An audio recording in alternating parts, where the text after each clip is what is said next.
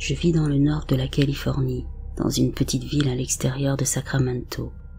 Cet événement s'est produit au cours de l'hiver 2015.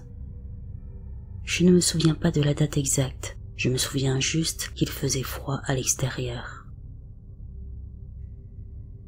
Quoi qu'il en soit, j'étais chez un ami qui organisait une petite fête et je l'aidais à la préparer. Ce soir-là, je n'avais pas l'intention de boire et j'ai dit à mes amis de ne pas s'inquiéter, que je les ramènerais chez eux lorsque la fête serait finie. La soirée s'est bien passée et à un moment donné, mes amis ont voulu rentrer.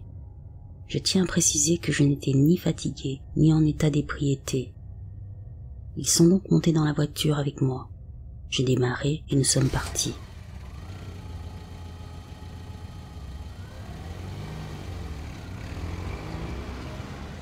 À l'époque, j'avais une petite copine. Elle était assise sur le siège passager à l'avant et mes deux amis étaient assis à l'arrière.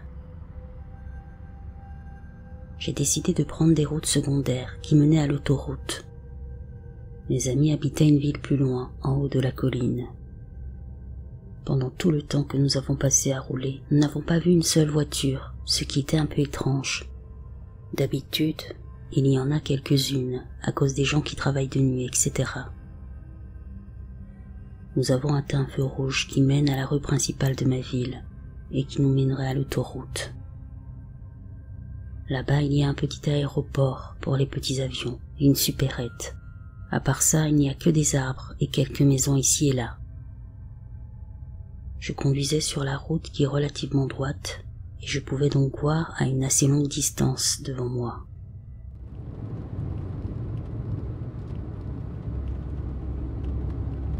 Après avoir franchi un ralentisseur, j'ai pu voir qu'il y avait quelque chose au milieu de la route, à environ 400 ou 500 mètres de distance.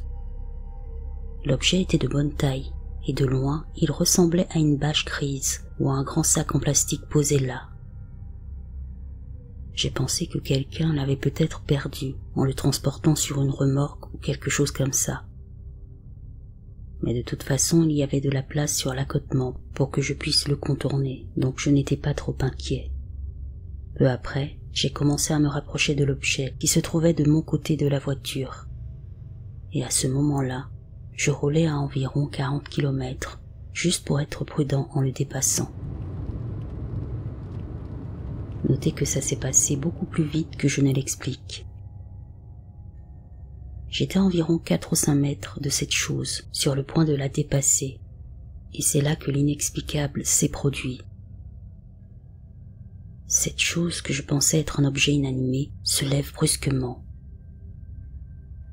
D'après ce que j'ai pu voir, elle mesurait environ 2 mètres de haut, ou un peu plus. Puis elle a déployé ses ailes d'une envergure d'au moins 4 mètres, et elle s'est envolée juste au-dessus du capot de ma voiture.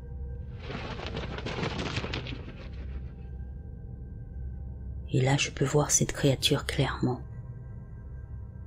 Sa tête se tourne vers moi alors qu'il s'apprête à sortir de mon champ de vision. Et ce que j'ai vu me hante encore aujourd'hui. La créature établit un contact visuel direct avec moi, et son visage semblait humanoïde. Il avait des yeux étranges et un bec bizarre à la place de la bouche, presque comme un hibou ou un papillon de nuit. C'est à ce moment-là que mon cerveau a réalisé ce qui se passait, et mon premier réflexe a été de freiner brusquement.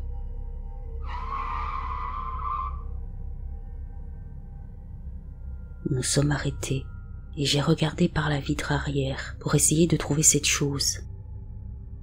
Ma copine et mes deux amis ont commencé à crier et m'ont dit d'y aller franchement et de foncer avec la voiture. Ces derniers se demandaient paniqués ce que c'était.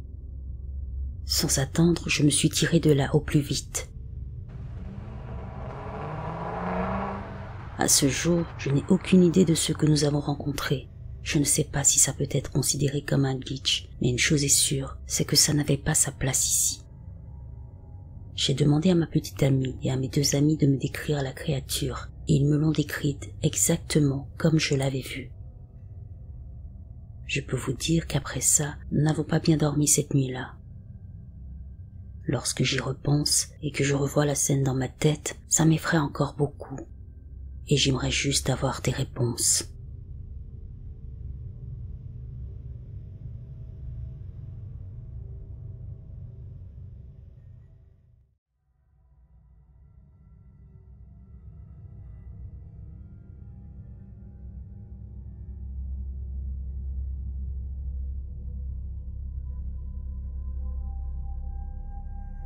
Je tiens à commencer mon histoire en vous disant d'abord et avant tout que je ne crois pas au surnaturel. Je n'ai jamais été témoin d'un esprit, d'une entité ou d'une force malveillante. Je n'ai jamais rencontré de poltergeist, de démons ou d'anges. Je ne suis pas ici pour affirmer la validité des expériences d'autrui, mais seulement la mienne. Je crois cependant aux choses bonnes et aux choses mauvaises. Est-ce surnaturel ? Je ne suis pas là pour le prouver, ni dans un sens, ni dans l'autre. Mon histoire commence quand j'avais 20 ans. J'étais à l'université, et comme la plupart des étudiants, j'étais rebelle et insouciante. J'étais impatiente d'obtenir un emploi à temps partiel. Je voulais avoir mon propre argent de poche, et venant d'une très petite communauté, avec très peu d'entreprises, je n'avais pas beaucoup de chance. Ma sœur, qui a 7 ans de plus que moi, venait de se marier et avait un bébé, mon neveu. Elle travaillait dans notre hôpital, le seul hôpital de notre ville. Elle était infirmière auxiliaire, son mari travaillait de nuit, et ils avaient donc besoin de quelqu'un pour s'occuper de mon neveu le week-end. J'ai sauté sur l'occasion car j'aimais mon neveu. Je savais m'en occuper et c'était une joie de passer du temps avec lui. De plus, je n'étais pas très populaire à l'université et j'avais très peu d'amis. Donc le fait d'avoir quelque chose à faire pendant les week-ends a quelque peu égayé mon humeur. Ça s'est passé le vendredi 2 février 1990. Ce soir-là, je venais de mettre mon neveu au lit et je m'étais offert une bière et une cigarette sous le porche arrière de la maison de ma sœur. Oui, je fumais et j'avais bu une bière. C'était dans les années 90, par pitié. Il n'y avait pas de téléphone portable, d'ordinateur avec des jeux sur Internet, alors quand je dis que c'était calme, c'était très calme. La maison de ma sœur se trouvait sur la route 322, à l'extérieur de Clarksdale, dans le Mississippi.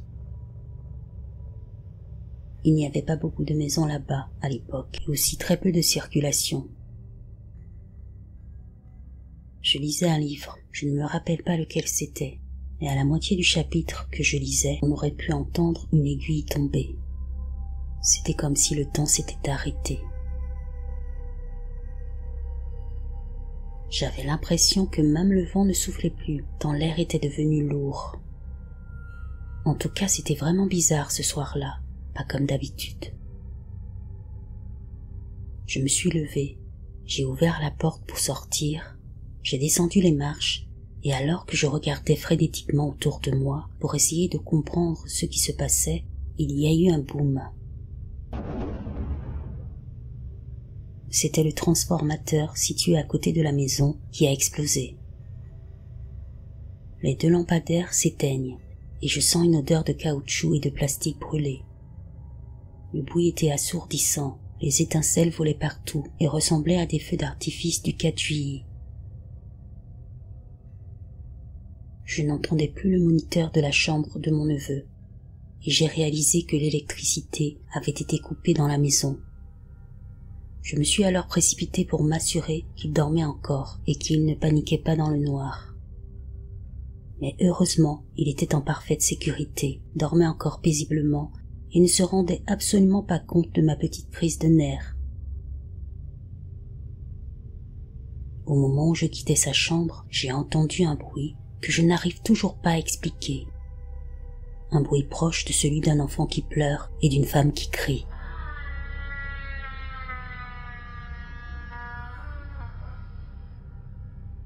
Croyez-moi, je suis une fille de la campagne. J'y ai vécu presque toute ma vie et je sais à quoi ressemble le bruit d'un animal comme une panthère. Je l'ai entendu de nombreuses fois, mais ce bruit n'avait rien à voir. Il ressemblait plus au son d'un chat mourant ou de n'importe quel animal proche de la mort. Des gémissements incohérents. Ce son m'a fait froid dans le dos, me donnant l'impression d'avoir la tête légère et très faible. Je ne m'effraie pas facilement, je me considère comme courageuse et rationnelle. Mais tout ça avait disparu en un instant, me laissant avec des vertiges et des nausées. Le bruit ne venait pas de l'intérieur de la maison, mais de l'extérieur, près du porche, là où j'étais assise.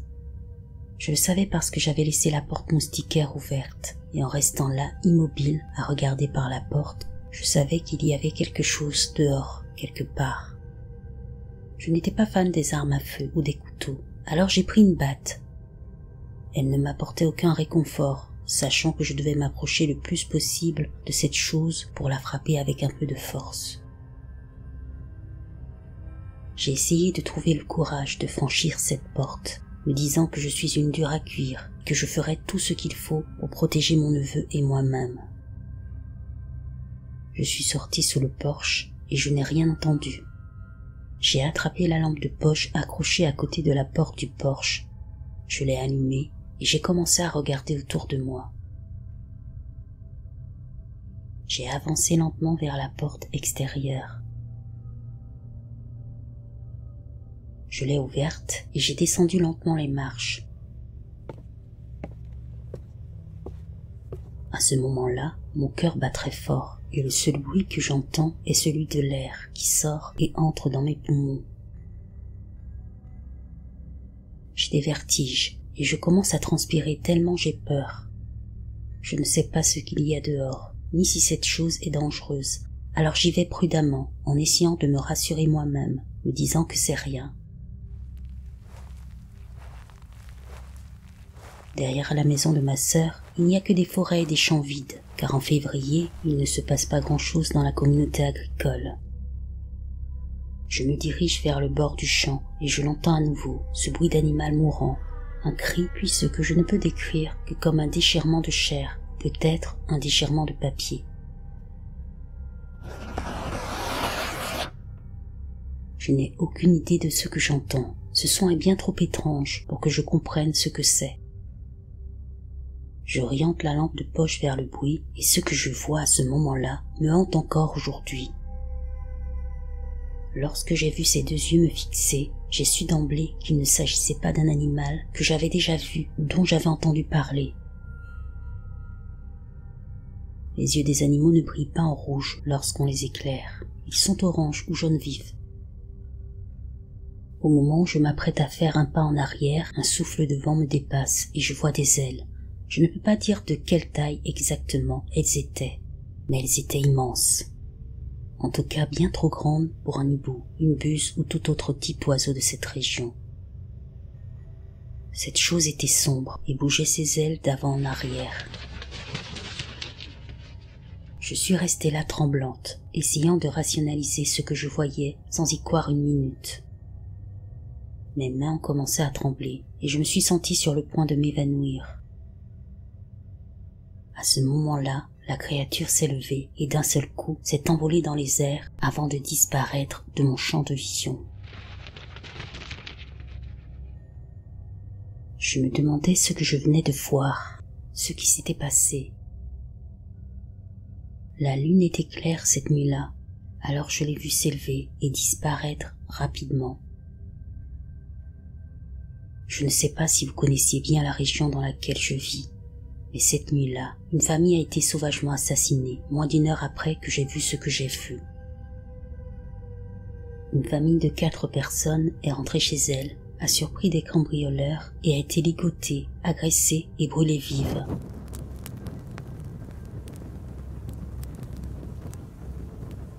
Leur maison a été réduite en cendres et les hommes qui ont commis cet acte odieux se sont enfuis. Dans cette région, le système judiciaire ne rend que rarement une véritable justice. Après cette nuit, j'ai commencé à rechercher des possibilités sur ce dont j'avais été témoin, et à chaque fois, mes recherches m'ont ramené à nul autre que l'homme papillon. Le folklore qui entoure cette créature est un signe, un présage de choses à venir, une tragédie, quelque chose de si maléfique que vous ne pouvez même pas imaginer ce que ça pourrait être. C'est la première fois que je partage cette histoire. J'ai essayé de me souvenir des petits détails, et je suis toujours convaincue que ce que j'ai vu cette nuit-là était quelque chose de maléfique, de sombre. Je ne crois pas qu'elle soit apparue pour m'avertir en particulier, mais depuis ma rencontre avec elle, mes recherches ont révélé qu'à travers le monde, bien d'autres que moi ont vu cette créature. Le lendemain matin, lorsque j'ai appris les meurtres, qui soit dit en passant n'étaient pas loin de la maison de ma sœur, j'ai ressenti la même chose. De l'effroi, des nausées et une brûlure dans l'estomac. J'ai dû courir aux toilettes pour vomir, tellement j'étais mal. Je suis sûre que beaucoup me diront que ce que j'ai vu n'était rien de plus qu'un oiseau rare, quelque chose qui peut être expliqué logiquement. Mais à moins que ce soit une hallucination, je sais ce que j'ai vu. Pour moi, ça n'était pas de ce monde. Et très franchement, je ne veux jamais le revoir.